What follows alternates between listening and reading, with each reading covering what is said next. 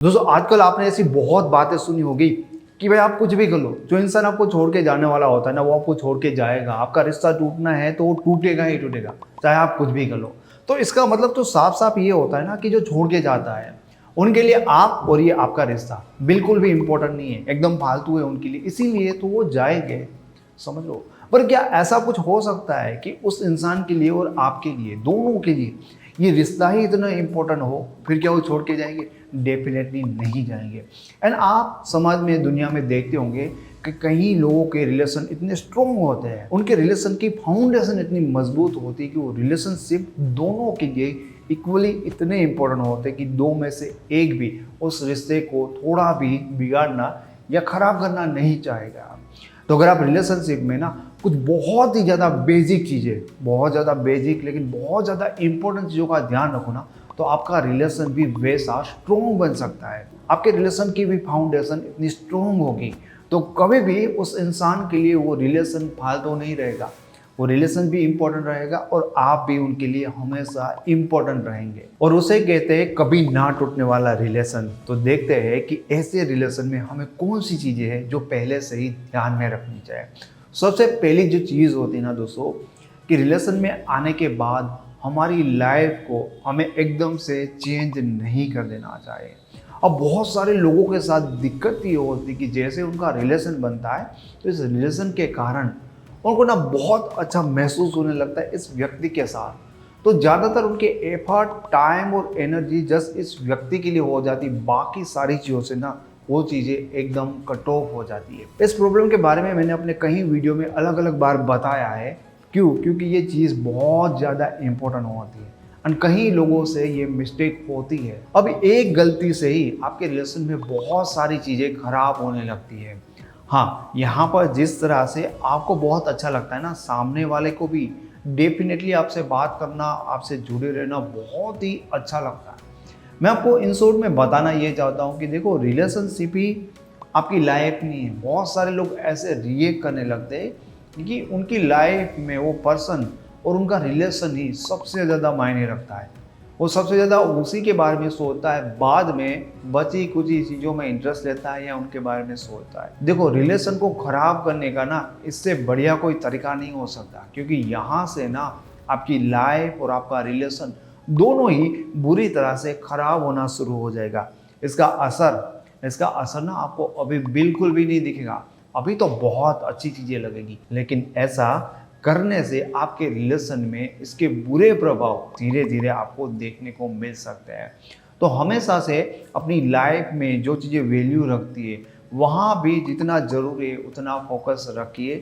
In short में अपने इस रिलेशन को ही अपनी पूरी लाइफ मत समझ लीजिए। दूसरी चीज़ कि आप जो फील करते हो ना उसको एक्सप्लेन करना सीखिए। अब कई बार क्या होता है कि कुछ चीज़ें हम एग्जैक्टली अपने पार्टनर को कहना चाहते हैं या एग्जैक्टली जो चीज़ हम सोच रहे हैं, जो हम फील कर रहे हैं वो समझाना चाहते हैं, पर मैक्सिमम टाइम हम वहाँ पर फेल हो जाते हैं। और ये प्रॉब्लम जस्ट आपका नहीं होता है, आपके पार्टनर का भी होता है। तो जस्ट ऐसा आप सोचिए अंदर से कि कैसे मैं बेहतर तरीके से अपनी बात को वहाँ पर एक्सप्लेन कर सकता हूँ। डायरेक्टली ना उस चीज़ के ऊपर हम रिएक्ट कर देते हैं और सामने वाला उसका कुछ अलग ही मतलब निकाल लेता है। और बेसिक प्रॉब्लम आप देखते होंगे कि एक हस्बैंड और वाइफ है, दोनों ही एक दूसरे को बहुत प्यार करते हैं। अब हस्बैंड उसको बहुत ज़्यादा प्यार करता है तो वो अपनी फैमिली के लिए, अपनी वाइफ के लिए वो कहता है कि बहुत मेहनत करूँगा, बहुत पैसे कमाऊँगा। इन चीज़ों के कारण वो अपनी वाइफ को टाइम नहीं देता। अब उसकी वाइफ ये सोचेगी यहाँ पर बैठ के, भाई वो टाइम नहीं देता, इट मीन्स कि उसको ना पैसे में इंटरेस्ट है, मुझ में इंटरेस्ट नहीं है। पर उस बंदे का क्या ख्याल है? वो बंदा ये कहता है कि भाई मैं पैसे किस लिए कमा रहा हूँ? हमारे लिए कमा रहा हूँ, हमारी फैमिली के लिए कमा रहा हूँ। पर अगर एक वाइफ को भी ये चीज़ समझनी चाहिए कि हाँ वो मेरे लिए कर रहा है, पर एक हस्बैंड को भी ये चीज़ समझनी चाहिए कि भाई मेरी वाइफ के लिए पैसे और वो सारी चीज़ें ही प्यार नहीं है। उनके लिए प्यार का मतलब ये भी हो सकता है कि मैं उसको टाइम दूँ, उनसे बातें करूँ, उनके साथ बैठूँ। तो दोनों को ना ये चीज़ें थोड़ी सी समझनी चाहिए। तो आपके रिलेशनशिप में कुछ भी चीज़ें हो रही है ना, तो इस बात को पकड़ के मत बैठ जाओ कि वो वैसा कर रहा है, वैसा कर रहा है। सोचो कि वो वैसा क्यों कर रहा है। एक वाइफ को ना ये सोचना चाहिए कि उसका हस्बैंड क्यों ऐसा पैसे के पीछे भाग रहा है, क्यों उनको टाइम नहीं देता। ऐसा सोचोगे तो आपको चीज़ें समझ में आएगी। एक हस्बैंड को भी ये समझना आ जाए कि उसकी वाइफ के नज़र से रिलेशन का क्या मतलब है, उनको क्या चीज़ें एक्चुअल में जाए, तो बहुत सारी चीज़ें ना हमारी ऐसे ही सोल्व हो जाएगी। क्योंकि दोस्तों होता क्या है कि हम सामने वाले के लिए बहुत अच्छा फील कर रहे होते हैं और बहुत सारी चीज़ें उनके लिए करना चाहते हैं, लेकिन सामने वाला बंदा हमको समझ नहीं पाता। समझ क्यों नहीं पाता पता है? क्योंकि हम अपने आप को ना सही से एक्सप्लेन नहीं कर पाते। तो थोड़ा सा वेट करिए, रिएक्ट इतना जल्दी मत करिए। बस ये सोचिए कि जो मैं बोल रहा हूँ ना, सामने वाला उसको एग्जैक्टली नहीं समझ पा रहा है, तो क्या इसकी बात को मैं सुनूं, शायद उसकी फरियाद को सुनूं, थोड़ा सा वो शांत हो जाए, या जो भी वो फरियाद कर रहा है ना उसको उनके पॉइंट ऑफ व्यू से समझने की कोशिश करूं। अगर मैं उसकी प्रॉब्लम को समझूं, ठीक है, और उसकी बात पे एग्री करूं, तो बहुत ज़्यादा चांसेस हो सकते हैं कि वो मेरे पॉइंट ऑफ व्यू को समझने की कोशिश करे। ठीक है, जैसे मैंने हस्बैंड और वाइफ के एग्जांपल से आपको बताया कि हस्बैंड को समझ में नहीं आ रहा तो वो अपनी वाइफ के साथ बैठ सकता है, उनकी प्रॉब्लम को सुन सकता है और उनकी बात पे एग्री कर सकता है कि हाँ मैं टाइम नहीं दे पा रहा हूँ और कहीं ना कहीं तुम्हारी बात सही है।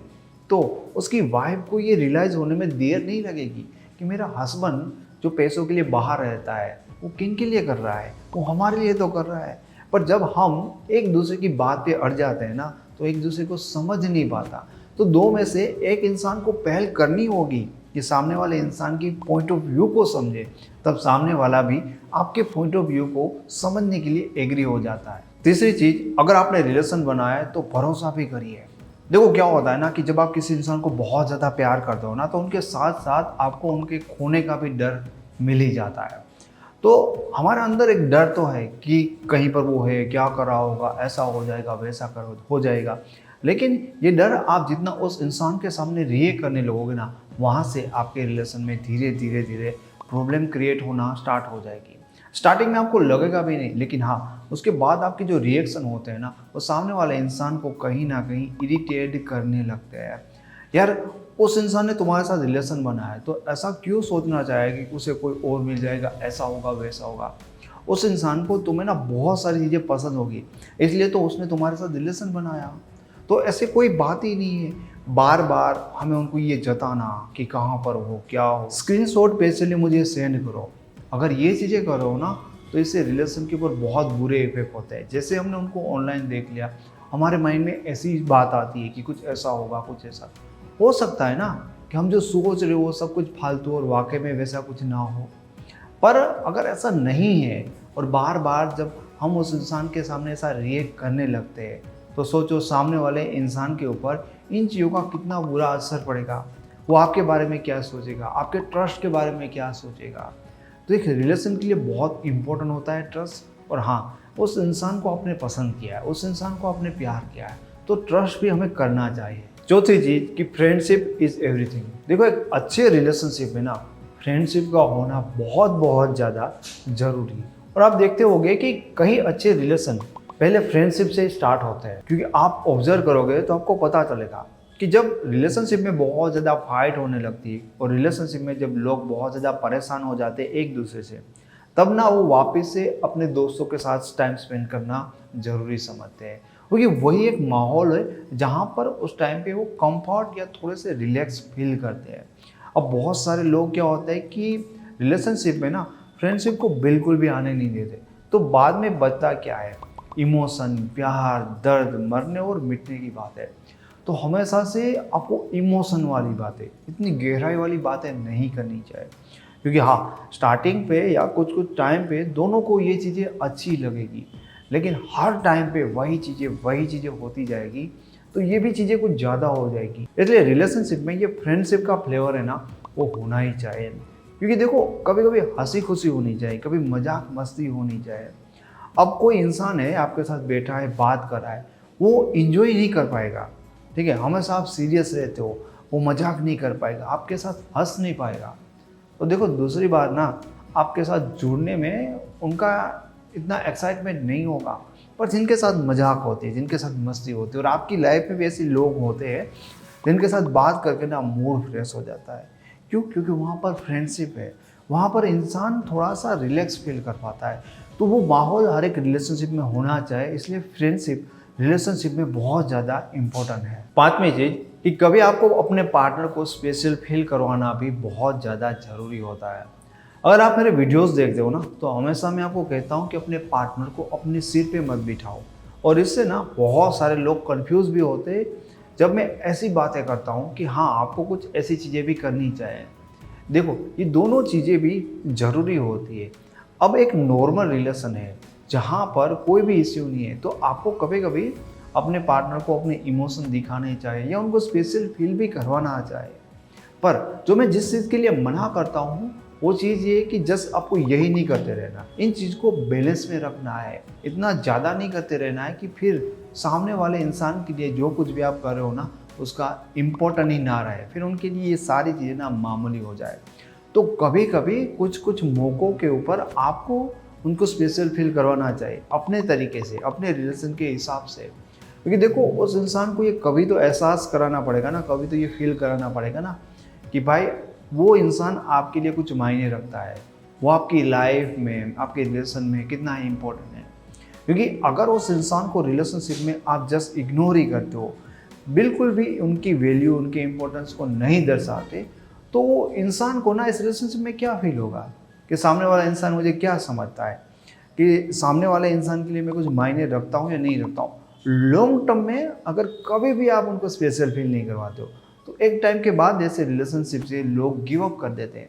लेकिन कभी कभी, हमेशा नहीं, कभी कभी उनको स्पेशल फील करवाना चाहिए। उनका कोई बर्थडे हो, कुछ भी ऐसी चीज़ हो जहाँ पर आप उनके लिए एफर्ट लगाना चाहिए, ताकि उस इंसान को भी फील हो ना कि इंसान मतलब मेरी खुशी के लिए, मेरे लिए इतने एफर्ट कर रहा है। पर यहाँ पर ध्यान रखने वाली बात यह है कि हमेशा आपको ऐसा नहीं करना चाहिए कि आप जस्ट इसी चीज़ के ऊपर फोकस रखते हो, मैं उसको खुश कर दूँ, तो फिर आपको पता है कि क्या चीज़ें होने वाली है। तो दोस्तों, ये थी 5 ऐसी इंपॉर्टेंट चीज़ें जो आपके रिलेशन को हमेशा स्ट्रॉन्ग बनाती है। Thank you so much.